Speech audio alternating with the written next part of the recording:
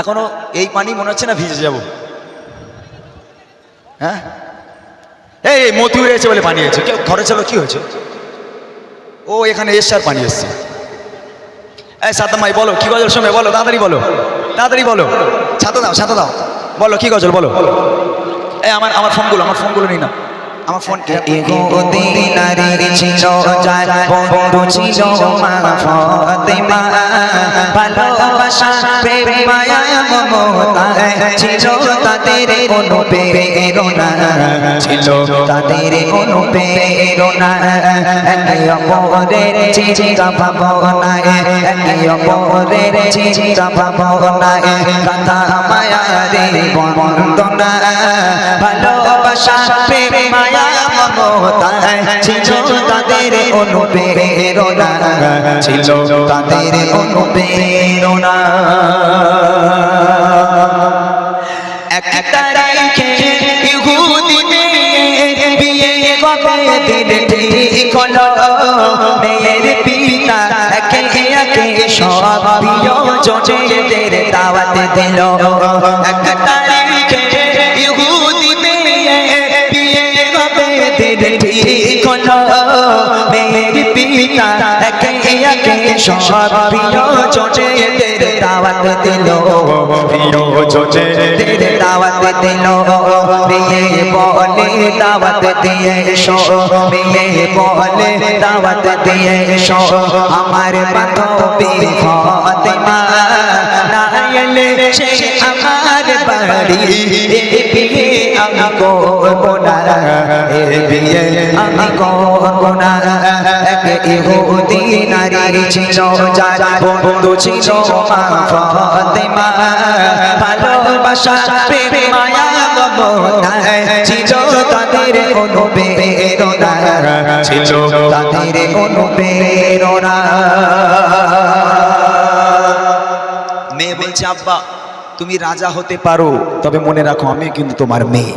জেদ যদি তোমার হয় তাহলে জেদ আমারও আছে, শুনে রেখে দাও। তুমি সারা শহরে সারা নগরে সব রাজার মেয়েদের দাওয়াত করেছো, আমার কোনো আপত্তি নেই, তবে ফাতেমা হচ্ছে আমার বেস্ট ফ্রেন্ড, ফাতেমা হলো আমার সবচেয়ে ভালো বন্ধু। আমার ওই বন্ধু ফাতেমা যদি আমার বিয়েতে না আসে, বিয়ে আমি করবো না, তোমার কি করার আছে তুমি করো।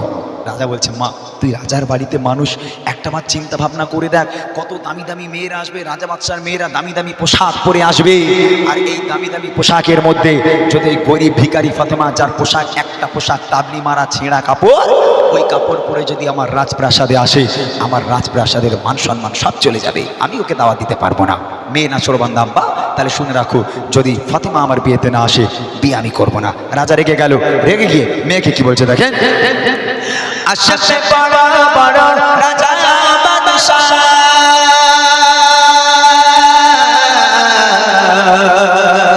আশাতে বড় বড় রাজা বাদশাহ, তোমার বিয়েতে আমার বাড়ি গরিব ফাতেমা ছেঁড়া জামা আছে তার কোনো নূতন শাড়ি। আশাতে বড় বড় রাজা বাদশাহ, তোমার বিয়েতে আমার বাড়ি গরিব ফাতেমা ছেঁড়া জামা আছে তার কোনো নূতন শাড়ি, আছে তার কোনো নূতন শাড়ি। বাড়ির সম্মান হবে যে বদনা, বাড়ির সম্মান হবে যে বদনা, আসলে গরিব ওই ফাতেমা সংসার হবে তোমার প্রস্তাব মেনে নিতে আমি পারবো না, মেনে নিতে আমি পারবো না। এক ইহুদি নারী ছিল যার বন্ধু ছিল মা ফাতেমা, ভালোবাসা প্রেম মায়া মমতা ছিল তাদের অনুপ্রেরণা, ছিল তাদের অনুপ্রেরণা। মেয়েদের জেদের কাছে বাপ কোনোদিন পারে? হ্যাঁ দুনিয়ার বুকে দেখেছেন কোনো মেয়ে জেদ করেছে আর সেইটা পূরণ হয়নি? এরকম হতে পারে জীবনে? হ্যাঁ মেয়েদের জেদ, হ্যাঁ হটবট করে গিয়ে দেবো, শর্ট করে গাইবো, দাঁড়াও এটা একটু শুনিয়ে দেই, শর্ট করে গাই, ইনশাল্লাহ হবে না, পানি হবে না, অসুবিধা নেই, আল্লাহ পাক যদি রহম করে আজ গজল শুনিয়ে বাড়ি যাবো, চাপ নিও না, এখন চাপ নেই, বলেছো 3 দিন থাকবো বলেছো তো, তাহলে চাপ নিচ্ছ কেন? বসো না চুপ করে। যে কথা বলছিলাম, মেয়েদের যেদের কাছে বাপ কোনোদিনও পারবে না। মেয়ে বলছে আব্বা যদি আমার বান্ধবী ফাতেমা না আসে বিয়ে আমি করবো না। তখন বাপ বলছে ঠিক আছে তোর বান্ধবীকে দাওয়াত করবো, তবে আমার একটা শর্ত আছে। আব্বা কি শর্ত? তোর ওই গরিব ফাতেমাকে বল, ওই ফাতেমা যদি রাজার মেয়েদের মতো দামি দামি পোশাক পরে যদি আমার বাড়িতে আসতে পারে তাহলে এন্ট্রি আছে, আর যদি গরিব ফাতেমা ফকিরের হালাতে ভিখারির হালাতে যদি আমার বাড়িতে এসেছে আমি কিন্তু অপমান করে তাড়িয়ে দেবো, বল তোর ফাতেমাকে। তখন ফোন টোন ছিল না, ইউদিনারি চিঠি লিখে পাঠিয়ে দিল, বুবু এই ব্যাপার, আগামীকাল আমার বিয়েতে তোমাকে আসতে হবে, তুমি না আসলে বুবু আমি রাগ করবো, বিয়ে করবো না, আসতে হবে। আম্মাজান ফাতেমা তিনি মনে করলেন যে দাওয়াত কবুল করা নবী পাকের সুন্নাত, তানার আব্বাজানের সুন্নাত, অতএব দাওয়াত কবুল করে নিল। সন্ধ্যা নেমে এলো, আম্মাজান ফাতেমা যত রাত হয় নামাজের পাটি ফেলে হাউ হাউ করে কান্না শুরু করে দেয়। এত কান্না সেদিন ফাতেমা কেঁদেছে, ফাতেমার চোখের পানিতে তার চেহারা মোবারক ভিজে যায়, নামাজের পাটিটা ভিজে গেল। আল্লাহ পাক ডাক দিয়ে বলে, এই জিবরিল তাড়াতাড়ি করে জান্নাতে যাও, নবীর মেয়ে ফাতেমা কাঁদছে, আমি আল্লাহ সহ্য করতে পারবো না।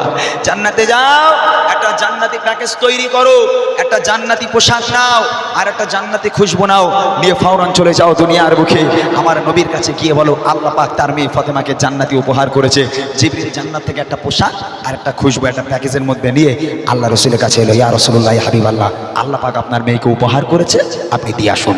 আমার নবী পাক ওই রাত্রিবেলা ফাতেমার বাড়ি গিয়ে হাজির। ফাতেমা দরজা খোলো, দরজা খুলে গেল। আম্মাজান ফাতেমা সিজদায় পড়ে কাঁদছে। আল্লাহ রসুল বুঝতে পারলো, কোনো কথা বললো না, শুধু বললো ফাতেমা এই প্যাকেজটা তোমার কাছে দিচ্ছি, তুমি তোমার ঘরে রাখো, আমি আব্বা কাল আসবো, কাল কথা হবে। এতখানি কথা বলে নবী চলে গেল। আম্মাজান ফাতেমা ওই প্যাকেজটাকে না দেখে ঘরের একটা কোনায় রেখে দিয়ে আবার দরজা বন্ধ করে সিজদায় পড়ে হাউ হাউ করে কান্না শুরু করেছে। তারপর দেখেন কি হয়, কোথায় মা কেউ তো বোঝে না,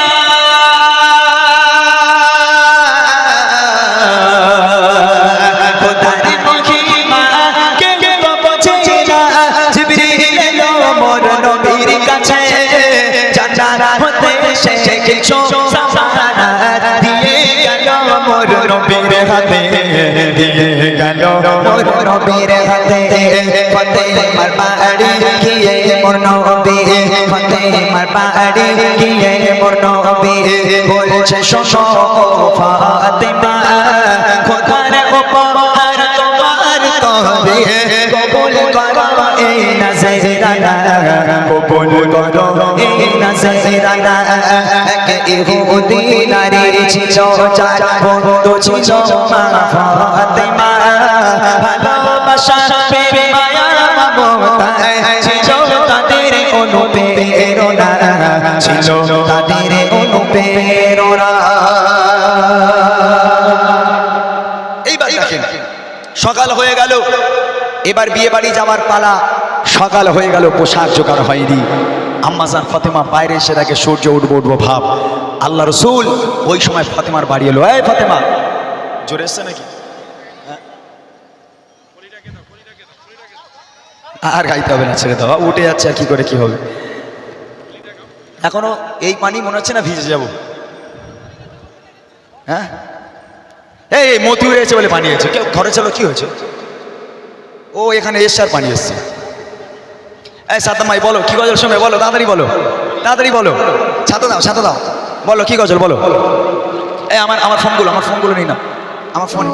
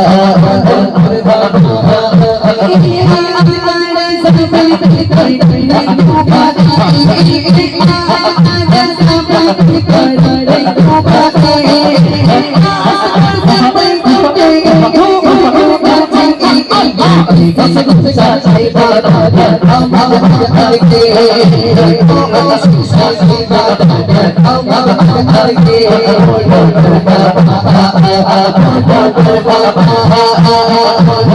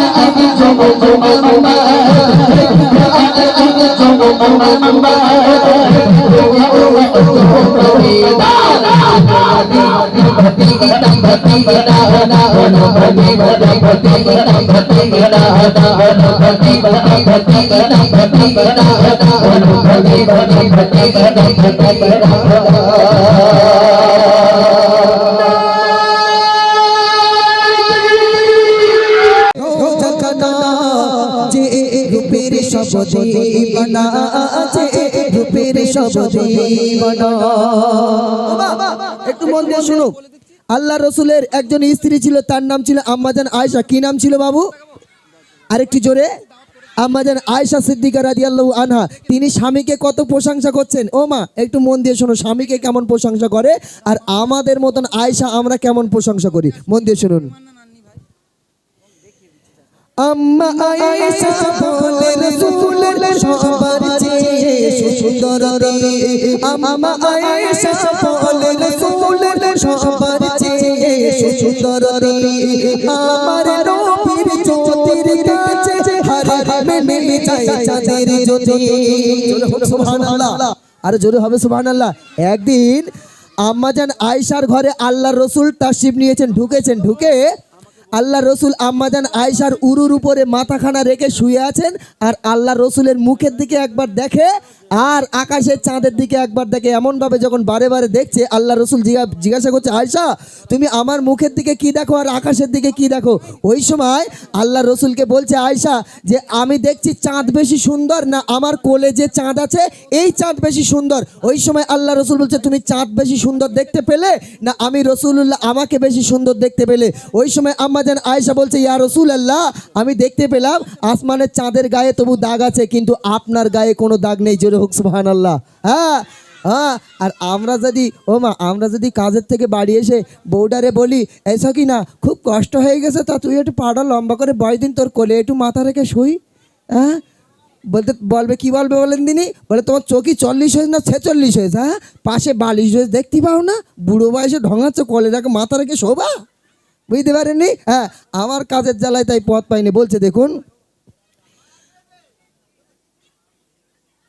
কেন আম্মা আয়েশা বলে রাসূলের সবার চেয়ে সুন্দরী, আমার নবীর জ্যোতির কাছে হার মেনে যায় চাঁদের জ্যোতি, একবার দেখেছে একবার নবী পাক, একবার দেখেছে একবার নবী পাক, বলে নবীর সাথে কেউ মেলে না, যে রূপের শপথে বানা আছে, রূপের শপথে বানা, নূরে মদিনা নূরে খজানা, ইশক রাসূলের স্মৃতি নিশানা, চলমল করে রোজখানা, যে রূপের শপথে বানা আছে, রূপের শপথে বানা।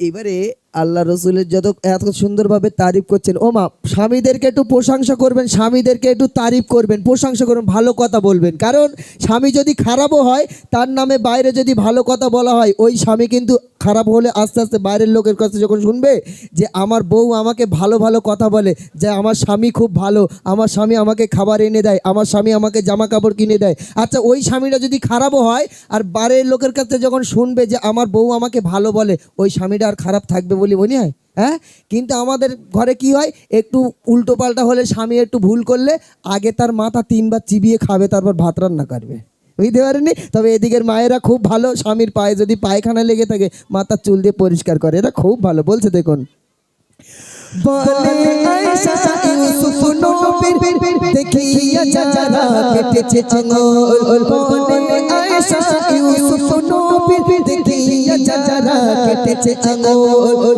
আমার নবীকে দেখিতো যদি কলিজা কাটিতো হয়ে বেকুল, আব্দুল মান্নান কয় রোমান আজরাই, আব্দুল মান্নান কয় রোমান আজরাই, হাদিসে পাকে তার বর্ণনা, যে রূপের শপথে বানা আছে, রূপের শপথে বানা, নূরে মদিনা নূরে খজানা, নূরে মদিনা নূরে খজানা, ইশক রাসূলের স্মৃতি নিশানা, কলমল করে রোজখানা, যে রূপের শপথে বানা।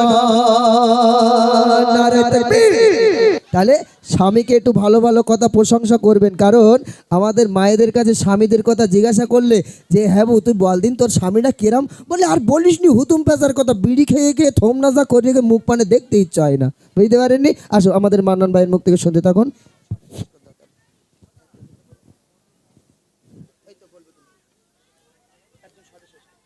আচ্ছা আচ্ছা, আমার কমিটির ভাইরা একটু আসবেন এখানে, তার কারণ অলিল ভাইরা এসেছিল, বলছিল যে আমরা আর গাইবো না, আমরা চলে যাব, তো কেন আল্লাহ ভালো জানে, আমরা জানি। তাহলে আমরা মোটামুটি 2-3টে গজল বলে বিদায় নিই। দেখুন মা, আমাদের বাড়ি সব থেকে দূরে, আমাদের বাড়ি এমনি যেতে সকাল আছে। টালি ভাই বলো ভাল লিখতে, চলুন আমি বেশ 1-2টো গজল বলি নাকি? মায়েরা কিন্তু আমাদের ছাড়তে চাইছে না, কি বলছে বলে তুমি থাকতে বলছে সারা রাত গজল বলে, সকালবেলা খাওয়া দাওয়া দুপুরবেলা, কাল দুপুরবেলা খাওয়া দাওয়া করে বাড়ি যাবে। তা যদি ছাড়তে না চায় তাহলে 3 ঘন্টা যে আমরা ছিলাম না, আমরা মরে গেছি কি বেঁচে রয়েছি, মায়েরা খবর নেছে?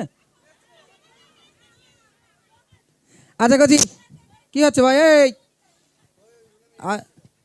চলো কাছি আমার সাথে একটু গজল হবে, হবে একটু একটু একটু রাতের বেলা জমিয়ে দাও তো, চলো। तुम भी करके उनका चर्चा अपने दिल चमकाओ, ऊंचा नबी का झंडा अजमत